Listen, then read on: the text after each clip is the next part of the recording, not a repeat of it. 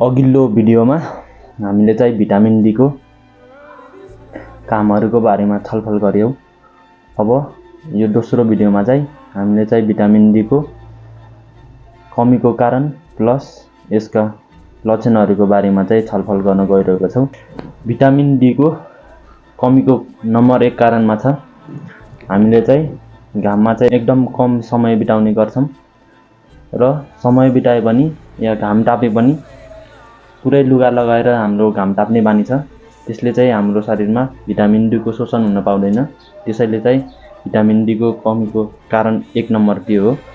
Number 2 कारणमा छ हामीले चाहिँ खाना मिलाएर खान्नौ। हाम्रो चाहिँ नेपालीहरुको ब्यालेन्स डाइटमा चाहिँ एकदम 0 देखि 10% मात्र नलेज भएकोले ब्यालेन्स डाइटको चाहिँ एकदम कमी हुन्छ। भिटामिन डी को मेन सोर्स भनेको चाहिँ अन्डा, दूध र माछा।